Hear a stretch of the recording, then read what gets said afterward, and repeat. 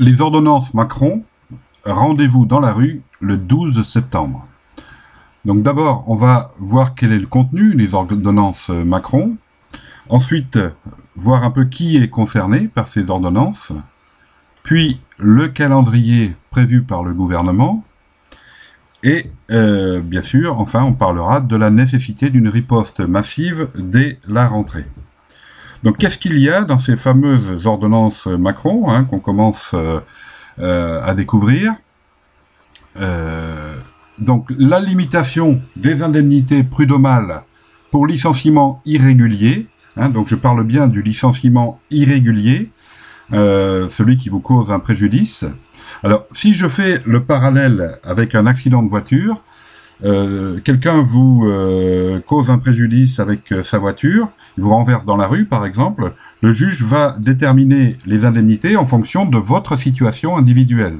Si vous avez charge de famille par exemple, ou si l'accident vous cause un handicap qui rend difficile le fait de trouver un autre emploi, etc., etc., tout ça va être pris en compte. Eh bien, pour les employeurs, les préjudices causés, disons, il y aura un barème, tout simplement, qui ne tiendra plus compte de la situation individuelle du salarié qui a subi un préjudice. Ensuite, les contrats de travail sous condition. Donc, on va voir apparaître des contrats de travail dans lesquels va être prévue dès le départ des clauses de licenciement qui ne sont pas prévues par la loi ou qui ne sont pas prévues par la convention collective. Donc, précarisation des contrats de travail, réduction des possibilités de recours pour les salariés en cas de licenciement. En clair, ça veut dire que l'employeur, avant de vous licencier, pourra faire pression sur vous et vous obliger à signer un papier comme quoi vous ne ferez pas de recours au prud'homme. Et du coup, vous ne pourrez pas en faire. Mise en place de CDD à la carte, sans limitation. Donc actuellement, il y a quand même des garde-fous en ce qui concerne les motifs de recours au CDD, et aussi sur la durée des CDD, en totalité ou par le nombre de contrats. Et bien de plus en plus, ces garde-fous vont sauter. Des nouveaux CDI, qui seront en fait des CDI de chantier, qui existent déjà dans le bâtiment, mais ça va s'étendre à tous les secteurs d'activité, et les employeurs n'auront même pas besoin d'un accord collectif, au niveau de l'entreprise ou de la branche, pour les mettre en place, parce qu'il est prévu qu'ils pourront les mettre en place à titre expérimental. Donc, en matière de travail de nuit, le juge ne pourra plus écrire qu'un accord collectif n'est pas conforme à la loi. C'est la loi qui devra se conformer aux accords collectifs. Favoriser le prêt de main-d'œuvre à but non lucratif. Donc, on imagine ce que ça peut donner. Vous êtes salarié de telle entreprise, mais votre employeur vous envoie travailler dans une autre entreprise qui lui rembourse le salaire. Mais enfin bon, donc c'est la porte ouverte à beaucoup de dérives. Nouvelle possibilité concernant l'ouverture du dimanche, donc qui a déjà été beaucoup élargie dans le commerce, mais pas que, et ça donnera la possibilité aux employeurs de plus en plus de vous faire travailler contre votre gré le dimanche. La fusion des instances représentatives du personnel. Donc il faut savoir que le comité d'entreprise, le CHSCT et les délégués du personnel ont actuellement des missions qui sont assez différentes les unes des autres, qui demandent une expertise, qui demandent des formations, qui demandent aussi de prendre, une formation non seulement théorique mais pratique. Il faut savoir s'opposer à l'employeur et comment on peut le faire et dans quelles conditions on peut le faire. Le fait de fusionner les trois instances, ça va rendre beaucoup plus difficile la tâche de vos élus, de vos représentants face au patron. Le report du prélèvement des impôts à la source, donc je dis bien le report et pas l'annulation, puisque Macron veut intégrer dans le prélèvement à la source l'augmentation qu'il a prévue par ailleurs de la CSG. Voilà, donc une liste qui n'est pas exhaustive, mais qui est assez parlante sur des choses très concrètes. Donc, comme on peut le constater, il y en a pour tout le monde. Donc, bien sûr, au premier chef, les salariés du privé, puisque les contrats dont on a parlé plus haut, ce sont les contrats de droit privé. Que ces salariés soient en activité ou non, hein, qui sont en CDI, ou alors que, comme beaucoup de salariés, de très nombreux salariés actuellement, passent de contrats précaires, c'est-à-dire de CDD, en mission d'intérim, en période d'inscription d'indemnisation par Pôle emploi. Énormément de salariés, plusieurs millions, sont dans cette situation aujourd'hui. Donc bien sûr, ils sont concernés au premier chef par la dénaturation du CDI et par le recours de plus en plus abusif au CDD. Mais ça concerne évidemment aussi les fonctionnaires et agents publics. Hein. Si je prends l'exemple de la CSG, les fonctionnaires, les agents publics, évidemment, la payent, comme tout le monde. De nombreux fonctionnaires et agents publics ne cotisaient pas au chômage jusqu'à présent parce que l'État est son propre assureur. Eh bien, ils vont se trouver impactés de plein fouet par la mise en place de la CSG pour le chômage. Et bien sûr, parmi les agents publics et les fonctionnaires, il y a énormément aussi de personnes qui sont en situation de précarité, qui enchaînent les CDD, donc qui se retrouvent régulièrement sur le marché du travail, exactement dans la même situation que ceux qui sont en contrat de droit privé. D'ailleurs, c'est souvent les mêmes hein, qui passent des contrats de droit public à contrats de droit privé. Et puis donc une autre catégorie de personnes fortement impactées par les ordonnances Macron, ce sont les retraités. Hein, donc déjà directement par la hausse de la CSG, on va obliger les retraités à cotiser au chômage, ce qui est quand même un comble. Mais concrètement, donc les retraités sont taxés aujourd'hui à 6,6% de CSG à partir de 1 200 €. Eh bien, ça va passer à 8,3% de leur retraite. Autrement dit, ça va augmenter de 26%, donc c'est énorme. Hein, voilà. Et il faut savoir aussi, bien sûr, que les retraités, nombre d'entre eux, et heureusement, ont une famille, ont des frères, des sœurs, des enfants, des petits-enfants, bien souvent. Et très souvent, ce sont eux qui, je dirais, sont là pour un petit peu dépanner les membres de leur famille, quand ils peuvent le faire, parce que quelquefois, ils ont des niveaux de vie eux-mêmes très bas, mais quand ils ont une retraite à peu près correcte, c'est souvent vers eux que les familles se retournent hein, pour donner un coup de main par-ci, par-là.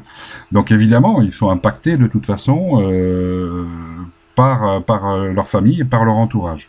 Donc c'est bien tous ensemble qu'il nous faut agir, qu'il nous faut riposter à cette attaque constituée par les ordonnances Macron. Donc quel est le calendrier du gouvernement ? Donc déjà du 24 au 28 juillet, donc la loi d'habilitation permettant au gouvernement de prendre des ordonnances, donc du 24 au 28 juillet, cette loi va être en discussion lors d'une session extraordinaire du Parlement. Donc ne nous faisons pas d'illusions. Donc à l'Assemblée nationale, on a vu que Macron a une très large majorité. Et au Sénat, il est probable qu'une grande partie des sénateurs, les Républicains et du Parti Socialiste, voteront cette loi d'habilitation. Donc il est probable qu'elle passera l'étape du Parlement. Ensuite, avant le 28 août, le gouvernement doit envoyer ses ordonnances, ou plutôt les projets d'ordonnances, au Conseil d'État pour que ce Conseil d'État les valide ou non. Ne nous faisons pas trop d'illusions non plus sur cette étape.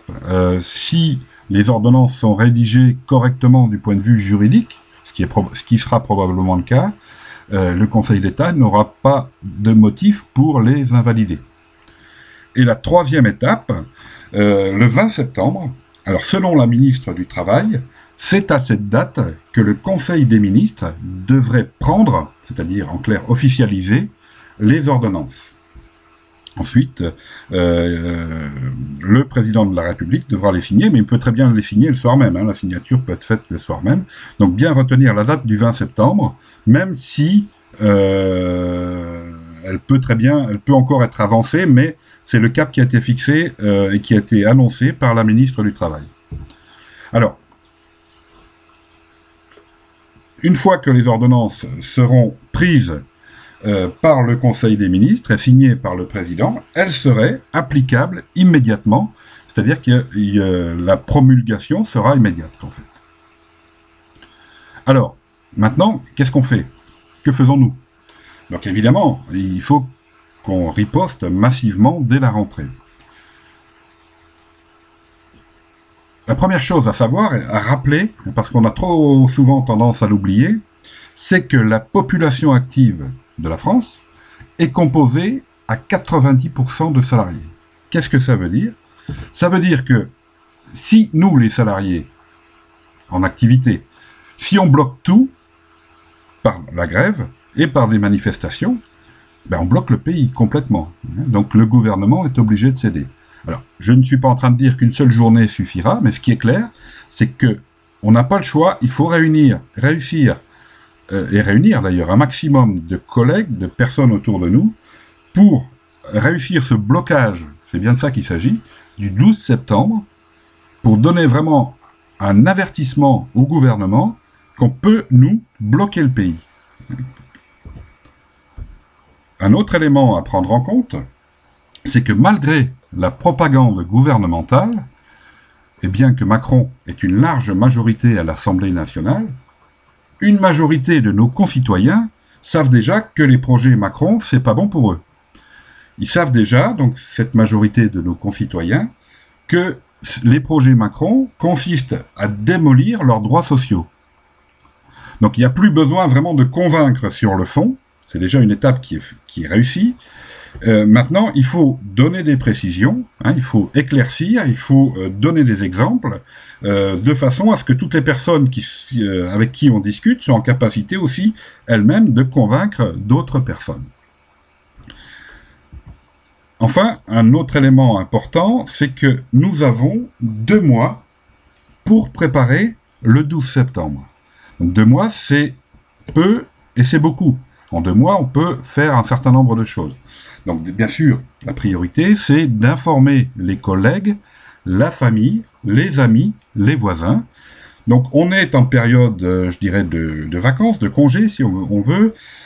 Sur ces 2 mois, un grand nombre d'entre nous vont passer, je dirais, la moitié avec leurs collègues sur leur lieu de travail, donc il faut en profiter pour en discuter. Et puis l'autre moitié, le 2e mois, peut-être en vacances, en tout cas avec la famille, avec des amis, avec les voisins, quelquefois avec des inconnus, mais il faut vraiment en profiter pour diffuser l'information, même si on est en période, je dirais, un petit peu de relâche, mais il faut vraiment en profiter pour diffuser l'information.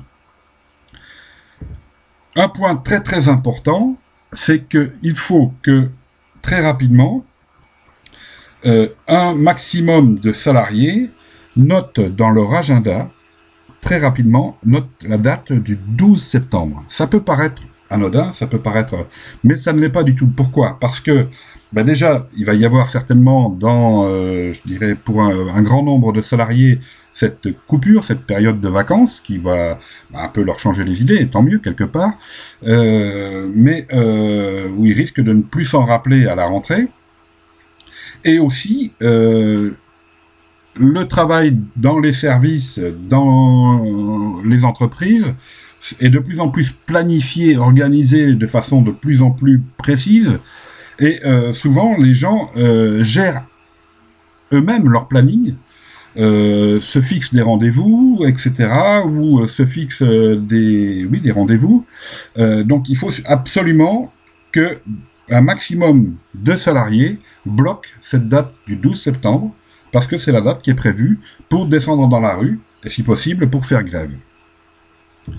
Bien sûr, d'ici là, il faut absolument participer aux initiatives des syndicats pour populariser les actions qui vont être menées, et la date du 12 septembre, et entre autres, faire circuler l'information sur les réseaux sociaux, puisque maintenant, c'est de plus en plus comme ça que ça se passe, et en particulier avec la jeunesse. On aura besoin de la jeunesse, je ne vais pas parler des étudiants, des lycéens, etc., mais ils sont évidemment concernés, puisqu'ils sont des futurs salariés, ils sont concernés par la nature des contrats de travail, donc il faut absolument qu'ils participent aussi avec nous.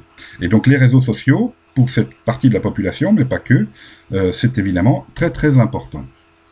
Voilà, donc il va me rester simplement à vous remercier pour votre attention, donc d'avoir écouté jusqu'au bout cette vidéo qui est peut-être un peu longue, mais je pense qu'elle est importante à la fois pour clarifier la nature des ordonnances Macron, le calendrier du gouvernement et la nécessité d'une riposte massive le 12 septembre. Je vous remercie.